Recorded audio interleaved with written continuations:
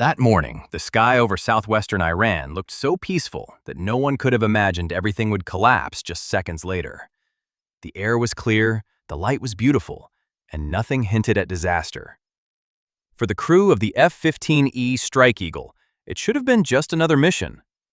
Then the warning alarm sounded inside the cockpit. A signal flashed across the radar.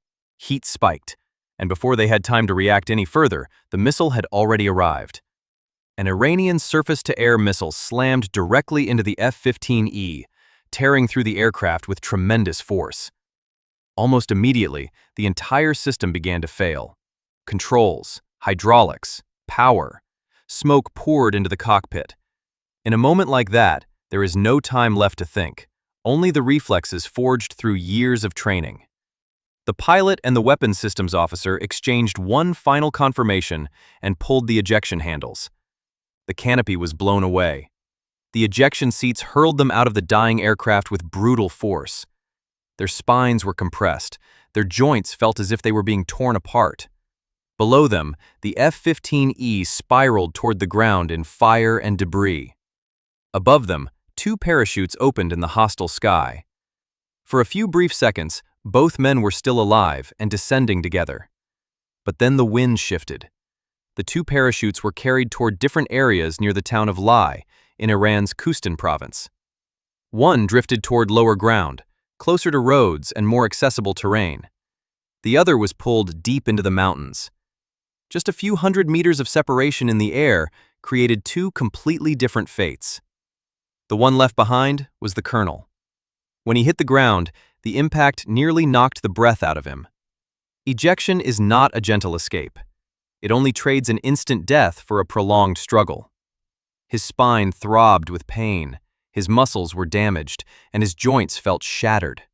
He was also bleeding, not severely, but enough to make every step come at a cost.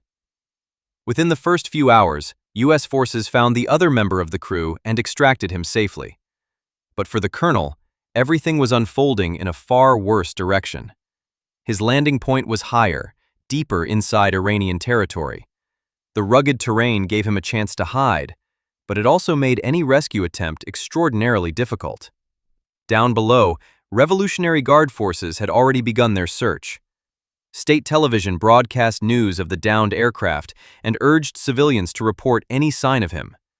Then came reports of a bounty of around $60,000 for his capture. From that moment on, this was no longer simply the story of a pilot lost behind enemy lines. It had become a manhunt. The first rule after ejecting is to get away from the wreckage. Smoke rising from the burning crash site can be seen from far away.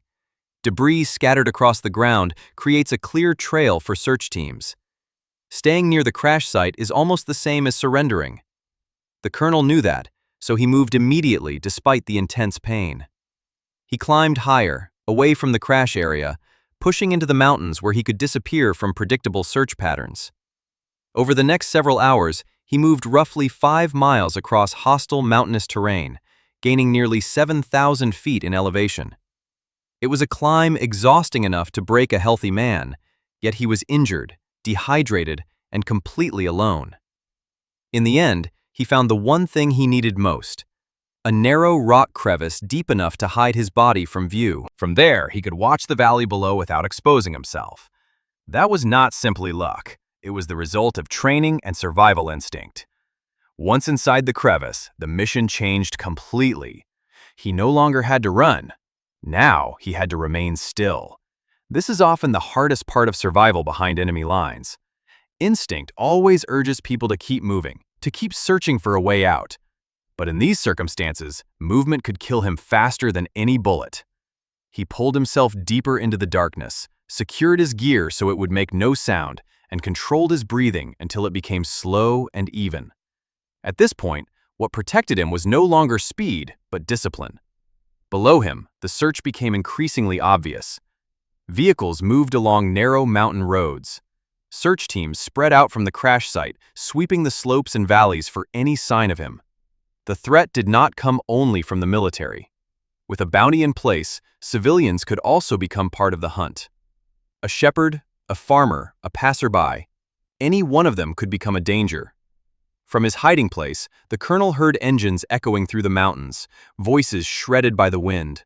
Enough sound to make one thing clear. The circle around him was slowly closing. Inside his survival vest was a small device called a CSEL, a Combat Survivor Evader Locator.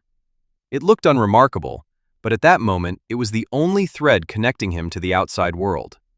After he ejected, it activated automatically and began sending extremely short encrypted signals. Not voice, because voice could be intercepted and tracked.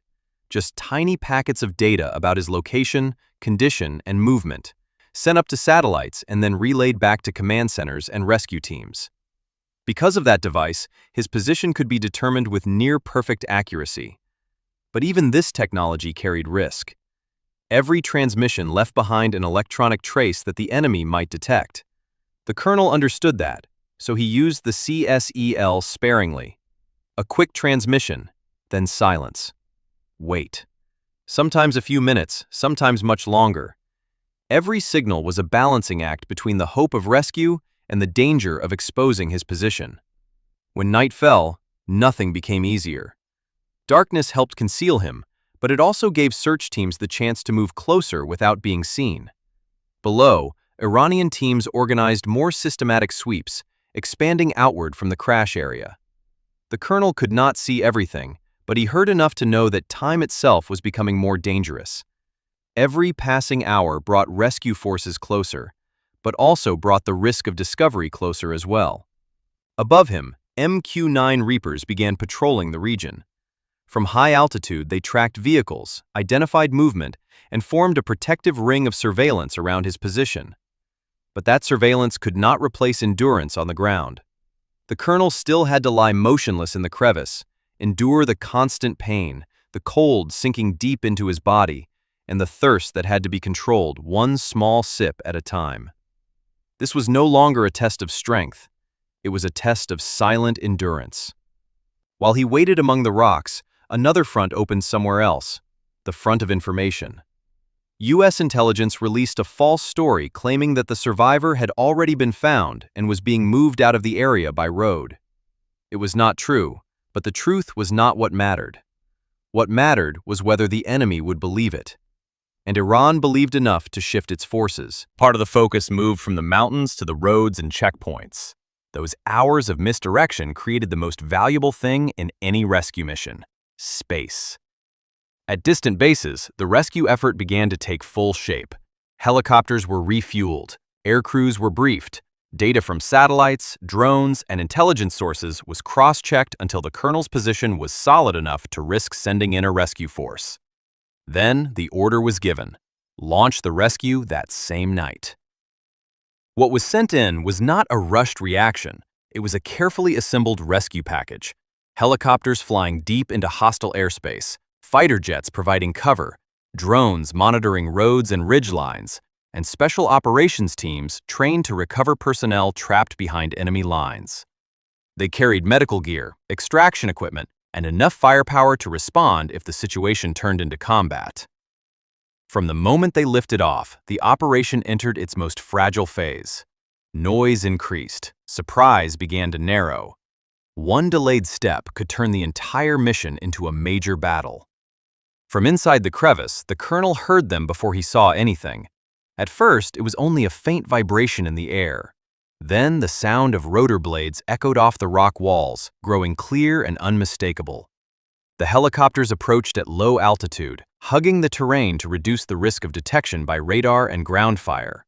Above them, drones cleared the route, tracking any vehicles that came too close to the extraction zone and engaging them if necessary. The goal was not to start a battle, but to keep the access window open long enough to pull one man out. The special operations teams left the aircraft and moved quickly up the mountainside using infrared signals and pre-locked coordinates. Within minutes, they reached the crevice. Contact was established. Medical personnel assessed his injuries, checked his mobility, and prepared him to move. There was no time for long conversations, only speed, discipline, and precision. They secured him, protected the area around them, and moved back down as quickly as they had come up. Those were the most dangerous minutes of the entire mission.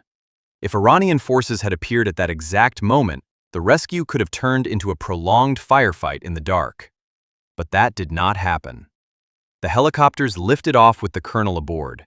Even so, the mission was not truly over yet. Some larger aircraft brought in to support the entire operation ran into trouble on the ground. Loose, uneven terrain made takeoff extremely difficult. At the same time, dawn was approaching, and Iranian units were still active in the area. Once daylight spread across the region, the rescue force would lose its concealment advantage. The commanders had to make a cold but necessary decision. If those aircraft could not be extracted safely, they would not be left intact for the enemy. Sensitive equipment, communication systems, and classified technology could not be allowed to fall into Iranian hands. Explosives were planted. Charges were synchronized. Just before dawn, controlled detonations destroyed the stranded aircraft on the ground. Flames rose into the early light, marking the true end of the operation. The colonel was later taken to a medical facility for treatment. He was badly injured but alive.